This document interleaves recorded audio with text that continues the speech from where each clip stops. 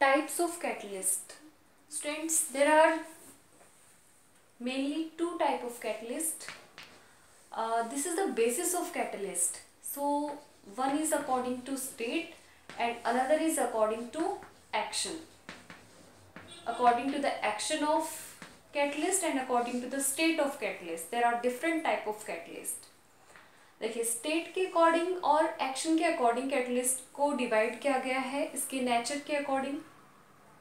State के according catalyst के to type होते हैं, एक होता है होमोजीनियस कैटलिस्ट और दूसरा होता है स्टेट के अकॉर्डिंग ही, उसको हम कहते हैं हेट्रोजीनियस कैटलिस्ट। एक होता है होमोजीनियस और एक होता है हेट्रोजीनियस कैटलिस्ट। ठीक है। Now, according to action of catalyst, there are four type of catalyst. One is positive catalyst, positive. One is negative catalyst, negative. One is autocatalyst and one is biocatalyst. Okay. So, according to state, there are two type of catalyst, homogeneous and heterogeneous. According to action, there are four type of catalyst: positive catalyst, negative catalyst, autocatalyst and biocatalyst. तो इस तरीके से state के according two types और action के according four types of catalyst पाए जाते हैं। अब हम देखते हैं पहले state के according जो catalyst के type हैं उसको हम define करते हैं। According to state, फर्स्ट था अपना होमोजीनियस कैटलिस्ट। तो होमोजीनियस कैटलिस्ट किसे कहते हैं?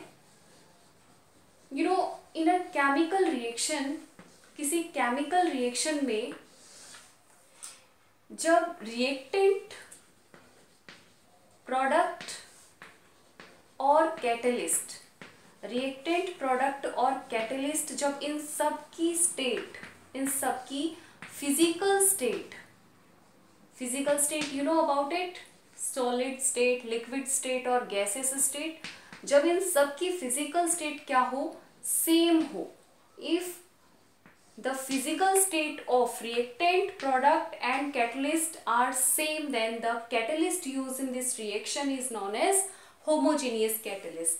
जब किसी केमिकल रिएक्शन में रिएक्टेंट की स्टेट, प्रोडक्ट की स्टेट और कैटलिस्ट की, इन तीनों की स्टेट सेम हो, एक जैसी हो, तो उस कैटलिस्ट को हम होमोजीनियस कैटलिस्ट कहते हैं। अगर ये सॉलिड में है रिएक्टेंट तो प्रोडक्ट भी सॉलिड हो, कैटलिस्ट भी सॉलिड हो, लिक्विड है तो तीनों लिक्विड हो, गैस है तो तीनों गैस हो, तब उसको हम कहेंगे होमोजीनियस कैटलिस्ट।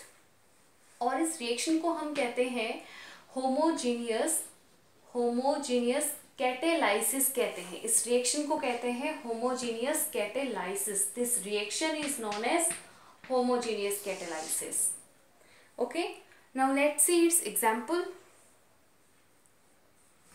एग्जाम्पल में देखें तो होमोजेनियस कैटलिस्ट में ऐसा एग्जाम्पल लेना है जिसमें सभी की स्टेट क्या हो, सेम हो। तो उसके लिए हम लेते हैं सल्फर डाइऑक्साइड, उसमें मिलाते हैं ऑक्सीजन गैस और इस रिएक्शन को करवाने के लिए हम लेते हैं नाइट्रोजन ऑक्साइड, जिससे बन जाएगी सल्फर डाइऑक्साइड गैस। बैलेंस कर देते हैं रिएक्शन को। अब इस रिएक्शन में सल्फर डाइऑक्साइड की स्टेट कैसी है, गैसियस स्टेट। ऑक्सीजन की स्टेट कैसी है, गैसियस। सल्फर ट्राइऑक्साइड की स्टेट कैसी है, गैसियस। और नाइट्रोजन ऑक्साइड की गैसियस स्टेट है। तो यहाँ रिएक्टेंट भी गैस, प्रोडक्ट भी गैस और कैटलिस्ट भी गैस। तो ये रिएक्शन कौन सी हो गई, होमोजीनियस कैटेलाइसिस हो गई। और यहाँ पर जो होमोजीनियस कैटलिस्ट है वो कौन सा कैटलिस्ट होगा, वो है नाइट्रोजन ऑक्साइड। नाइट्रोजन ऑक्साइड जो है यहाँ पर NO, ये एक होमोजेनियस कैटलिस्ट का एग्जांपल हो जाएगा। ओके, हेट्रोजेनियस कैटलिस्ट क्या होते हैं? हेट्रोजेनियस कैटलिस्ट इसका अपोजिट होगा बिल्कुल, कि अगर किसी केमिकल रिएक्शन के अंदर जो रिएक्टेंट लिया गया है, प्रोडक्ट लिया जाता है और एक कैटलिस्ट लिया जाता है, तो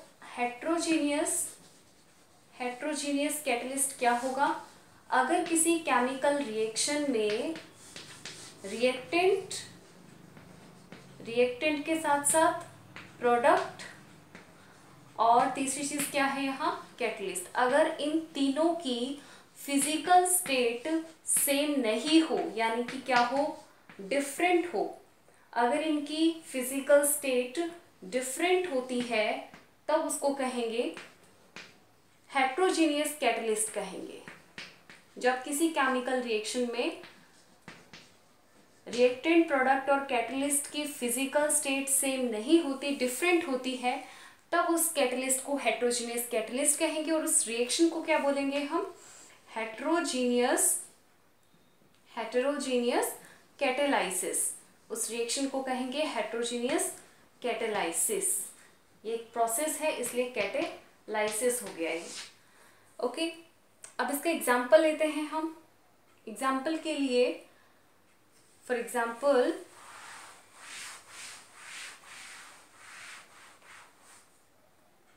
हमने लिया वेजिटेबल ऑयल।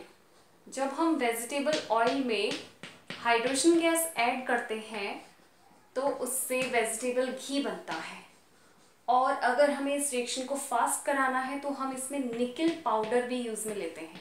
सॉलिड स्टेट में होगा ये। तो वेजिटेबल ऑयल की स्टेट है लिक्विड, हाइड्रोजन की स्टेट होगी गैस, निकल पाउडर सॉलिड स्टेट में, और वेजिटेबल घी है वो सॉलिड बन जाएगा।